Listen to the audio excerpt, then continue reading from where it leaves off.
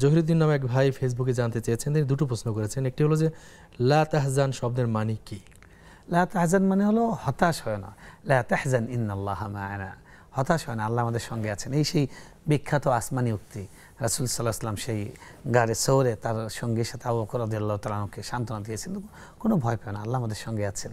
পৃথিবীর সবচেয়ে বড় মানে এটাকে কি বলে, সবচেয়ে বড় উদ্দীপক বাক্য, যেটা যে কোনো মানুষকে যে কোনো অবস্থায় হতাশায় মুশড়ে পড়া থেকে রক্ষা করতে পারে, এই একটি বাক্য, লা তাহজান, হতাশ হয় না, আল্লাহ আমাদের সঙ্গে আছেন।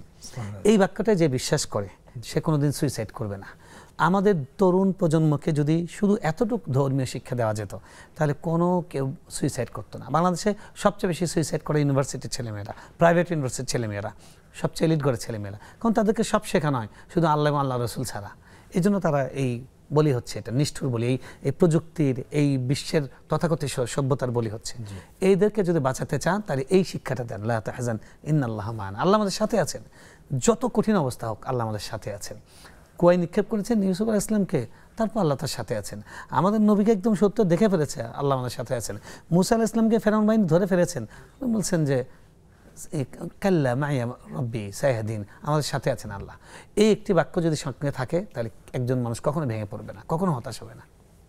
জি হ্যাঁ, ভাই এটি জানতে চেয়েছেন যে তোমরা মন্দকে ভালো দিয়ে প্রতিহত করো, তোমরা মন্দকে ভালো দিয়ে প্রতিহত করো। এটার অর্থ হলো যে আপনার সঙ্গে যেরকম খারাপ আচরণ করা হয়েছে, আপনিও ঠিক, আমাদের বাংলাতে একটা প্রবাদ বাক্য আছে যে তুমি অদম বলে কি আমি উত্তম হব না, এটাই কিন্তু সেই কথা। মানে আপনার সঙ্গে খারাপ ব্যবহার করেছে, আপনি ভালো ব্যবহার করেন।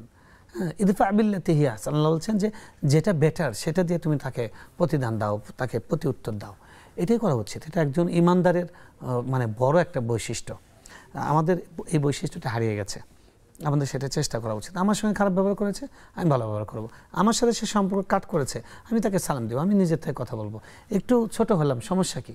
আর এখন আমাদেরকে ইগো শিখিয়েছে, কিচ্ছু নাই, কিছুই পারে না, একদম তল উপর সব কিছু খালি ফাঁকা, কিন্তু ভাব একটা আছে, আর কিছু না। আমাকে কেন বললেন, কেন ইন্টারফেয়ার করলেন, এটার মধ্যে কেন মাথা মারলেন, বাপরে বাপ কোন জগৎ ছেড়ে তুমি। হ্যাঁ, তো এই সমস্ত ভাবের কোনো ভাত নেই, এগুলোর কোনো বাস্তবতা নেই। অসার, বুলি, চোখ বন্ধ করবেন, আপনি শেষ। এই জন্য কোনো রকম এগুলো অহংকার করা যাবে না।